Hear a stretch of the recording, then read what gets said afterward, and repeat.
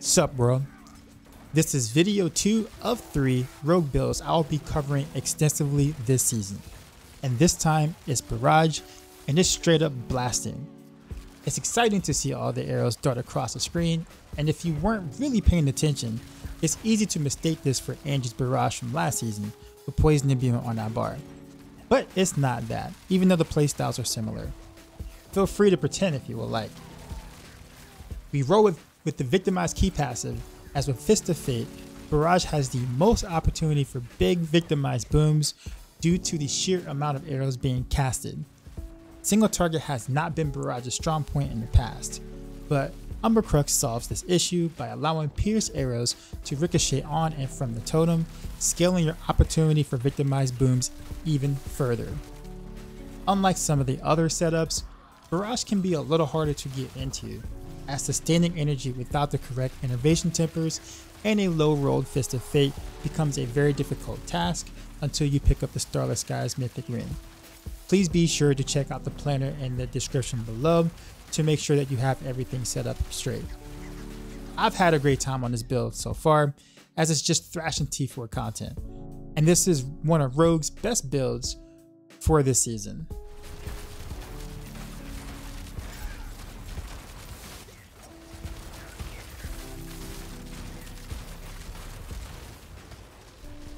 Onto skills real quick. You put 2 points anywhere here, doesn't really matter, you just need to get to Barrage.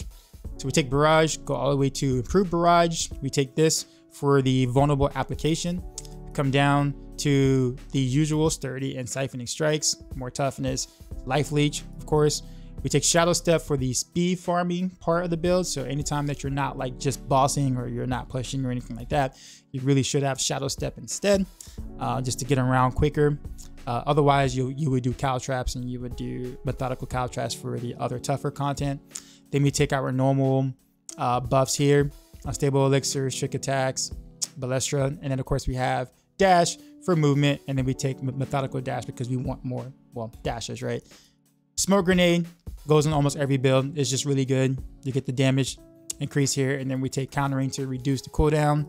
Dark Shroud is also in every build. We come and take Countering Dark Shroud for more crit chance. And then the usual damage buff passives here, Malice and Exploit. Come down here, we take Poison Imbuement. Now, interestingly enough, Poison Imbuement doesn't do any damage at all in this build. So like the poison damage is not why you take Poison Imbuement. You do it so therefore you can trigger other buffs. Like Eldritch Bounty Legendary Node, it triggers from Poison Imbuement. So with mixed Poison Imbuement, we're able to have Poison Imbuement up almost all the time because we have so much lucky hit chance that we can just get this off of cooldown really quickly with enough poison charges on your jury. So this is important to have. And of course, Alchemical Advantage, which is really, really good here. Also more lucky hit chance as well as more attack speed to help you reach certain breakpoints for your build. So very important that we have this. Then of course, Frigid Finesse because we freeze often, obviously with Fist of Fate. And coming down here, we take Alchemist Fortune. Why? More lucky hit chance. And we have Poison Imbuement, so we have an imbue. Therefore, it's a non-physical damage, right?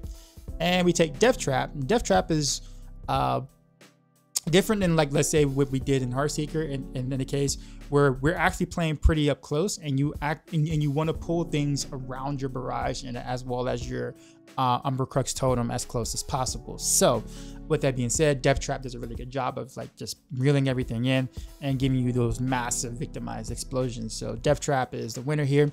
If you aren't fond of Death Trap, you can do Shadow Clone for the Unstoppable if you rather just do that and have that in your build. You can. I just think Death Trap is just going to make your run smoother and also give you the bigger burst that you're looking for. Coming down to Aftermath. Aftermath is good just to get 1 point in there, get just a teeny bit of life and also some energy whenever you proc your Death Trap, right? And we take Second Wind. This is your barrier. So anytime you spend energy, you're actually getting a barrier, and that helps you be pretty tanky. So you actually do want to have ranks into this or max this out, of course. And innovation ranks, need it, max it, because energy issues or energy is really hard to come by for a Barrage build.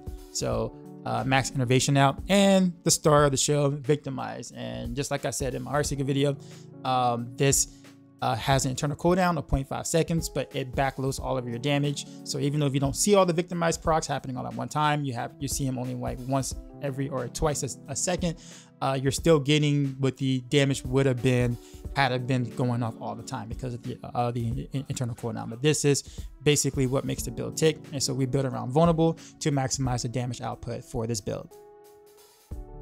On to gearing. If you notice, I'm still not fully master worked out, still missing some pretty key pieces in terms of scaling my damage with this, but we're gonna go over like the current gear that I have that you saw in the video.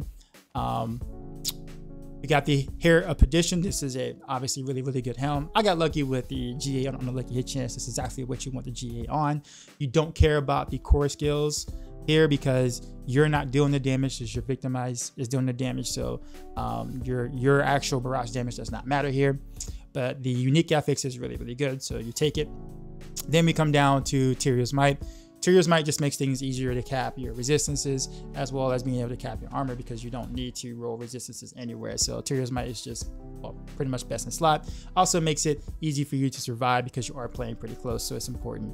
If you notice, in terms of the runes here, I'm actually running with Tam Ohm. And Tam is just really good because you're just spamming a core skill all the time, so you get a lot of offering. War Cries here just because we can actually keep it up almost permanently with this setup. If you at the higher attack speed breakpoints, you will be able to keep it up permanently. So War Cry is actually pretty decent here. There are some other choices, but I think we cover that with other parts of our skill kit. So that's what we want to do here. Fist of Fate, of course, try to get a GA, lucky hit chance, Fist of Fate. The damage itself, the unique affixed damage actually does matter now, so you do want a high roll on that. Coming down to the pants here, traditional stuff, dex, maximum life, armor.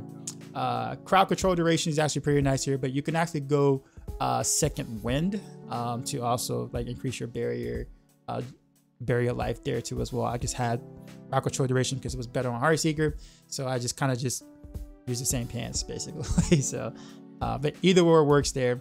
And then I have Frostbitten rolled into it because Frostbitten actually works to victimize, so it's a nice damage buff to have there. In terms of the runes that are in the pants itself, I have Mani Mat, okay? Because I'm always moving with Barrage, and so Mani is basically the same thing as Tam in terms of the offering and how it works, just as long as you're moving. And I have it cast Dark Shroud, so this is how I'm getting Dark Shroud to cast without having it on my bar, and also not having it Umbrist, in which we used to do it in the past. So with this particular rune, you should be able to keep your Dark Shroud up, almost always. So you should be fine that way. And this allows us to take another multiplicative utility aspect for more damage. Coming down to boots, standard stuff, dex life. I actually have armor here. I don't really have a movement speed roll here. Why? Because there's movement speed on Tyrio's Might and the Hair of Perdition, so I don't really need more movement speed here on the boost in terms of a roll. So I just threw armor on there just to kind of be able to cap it easier without necessarily having to do armor percent. I'm gonna change that later, just gear rolls. But yeah, barrier generation is really good. You do want to at least roll movement speed here to be able to cap, but you don't need to do it as a stat anymore. So again, you get an additional stat, which is great. You can even do dodge chance if you want to. That's pretty much up to you. Concussive strikes is what you run and roll here. It's just more damage, obviously, for victimized things. Going to the crossbow, and yes, I did say crossbow. You can do bow, but crossbow is just going to put out more damage. Why? Because you have the implicit 114% vulnerable damage there, and that chunk is just too much to just kind of give up for your victimized procs. So crossbow is best in slot, although you can do bow if you just would rather choose to do so. Dex max life, vulnerable, barrage projectiles, cast twice chance, standard stuff. I have conceded here on the crossbow because you always have your barrier up, so massive damage bonus here. The gems here, of course, as you see, is sapphires for more vulnerable damage. Going to the other weapon, the Umber Crux. I really wish I had an 8%, but really the stats on here isn't really that big of a deal in terms of how it rolls. I mean, you do want better stats, obviously, but the biggest thing you want is the Umber Crux duration. So you want the totem to be as close to 8 seconds as possible so you can get the uptime on having that totem, because you need that to get your barrage to ricochets, especially for single target situations. So because the totem can also proc victimize too as well, or sorry, contributes to your victimized procs, it is important to have your totem out as much as possible for as long as possible. So that's what you want. You want to throw a sapphire gem in here too as well for vulnerable damage. And then the offhand can be sword or dagger. I have a sword. I really want a dagger. Typical stuff: dex, max life, vulnerable damage, and of course barrage cast projectiles is what you want. I have branching volleys here, slotted here. It doesn't really matter which one of these you slot it in, but just as long as it's not an amulet, you want to do branching volleys. Starless Skies, really good. It's gonna really help you keep your energy up. It's one of the better ways to do so. So Starless Skies is a pretty important part of the build to make sure that it feels good. I do have an ancestral version where it's just uniques and no mythic uniques in the planner for those who don't have a Starless Skies, so you can figure out how to keep your energy up. The Starless Skies is goated. You do want one. Skulls in the slot here. Then your ring, dex attack speed, vulnerable damage again. You do want poison imbue cast because you're going to run through your poison imbuement quite often because you're spamming the crap out of it. So you do want to increase your poison imbue cast here. And in terms of aspects here, it's going to be a little bit interesting. You actually want high velocity here on the amulet, and you want to put retribution on the ring instead, to be honest with you. However, given the fact that I don't really have the greatest poison imbue rolls for my tempers, I opted to do the other way around, so I'm not running out of my poison imbuement too often. But generally speaking, you would want to have retribution here, high velocity here. Okay, so just want to make sure that you're not confused about what I did here. Skull here in the slot, skull here in the slot too as well. Passives: dex percent, frigid finesse, malice. I actually did get the right passives. It's just a 750 amulet. It's not ancient, so I can't masterwork it any further, which is unfortunate. But you do want to roll vulnerable damage and poison imbue cast for your tempers on your amulet too as well. So that's pretty much gearing in a nutshell. For mercenaries, I like to go with right here as the main mercenary here. Reason being is because I like a couple of his toolkit things. Specifically, draw fire is pretty good because it taunts and it brings everything to him, which creates a tight ball, which is really good for victimize. If you are low on all resistance, you can also just go this route instead. For the time being, I take Bastion here for the unstoppable, as well as Inspiration. Inspiration is a huge damage buff whenever he chooses to ground slam, which he does pretty often. And because basically all the enemies are going to be around you in pretty close range, you're going to have that massive multiplicative buff happening where you want, when you want. So, and for reinforcement, I actually like Variana a lot. And the reason why is because she actually gives us a nice way to be able to provide knockdown for our second portion of the malice multiplicative bonus that we have in our skill tree. So Earthbreaker is really good for that. As you can see here, she leaves a tremor that deals physical damage over 3 seconds and knocks down enemies repeatedly. So much like the ground slam with Rahir, basically is kind of a similar size. So they kind of stack on top of each other. You get the knockdown from this, you get the damage buff from Rahir, and you're gonna get just massive multipliers in one particular area that you're focusing on with your depth trap, pulling everything in that area, and your explosions are gonna just be absolutely redonkulous when all of this kind of happens. So I find this to be probably the coolest combination to have for this particular build. Other things that you can do is Subo. Subo is also really good as a main mercenary because he does give you multiplicative lucky hit chance, which is really good for this build too as well, because of course more lucky hit chance, more victimized procs, more damage. So you can do that route. I'm a little weary about Subo just because the mark doesn't, it's pretty rare. It comes up and there's only one target, and so like on the bossing it'll be great for instance, but I think for like speed farming or just doing in general content, I find this combination just to be a little bit more effective just because of the damage bonuses. They all work together in harmony. It's just a lot of synergy. I think you'll really like this. So for skill rotation, the build is pretty easy to play. You don't really need to really do a specific rotation to do most content. However, for like your more tougher things, or like, let's say like specifically higher pits or whatnot, if you notice, I actually put back on caltrap so I can show a true rotation for when you want to do like the biggest burst possible.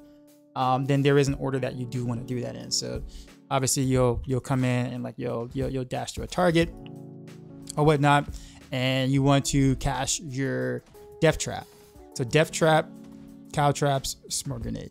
That's kind of what you want to do. So like whenever you're close, death trap pulls them in, has a short delay before it actually pulls. And then you want to stack your caltrap on top of that because it's going to pull everything on top of that caltrap. So you'll have everything there. Once that happens, you pop smoke grenade. So you keep them in that caltrap so they're stuck and they can't move. And then you get all the buffs such as, you know, ground stomp that's happening right here on top of all that for some massive multipliers. And then you just spam barrage. So your poison imbue, death trap, caltrap, smoke grenade, and then you spam basically.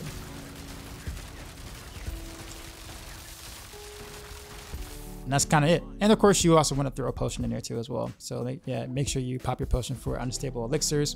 But that's pretty much the gist of the rotation. So I'll do it again. We pop our poison imbue, death trap, caltrap, smoke grenade, pot, and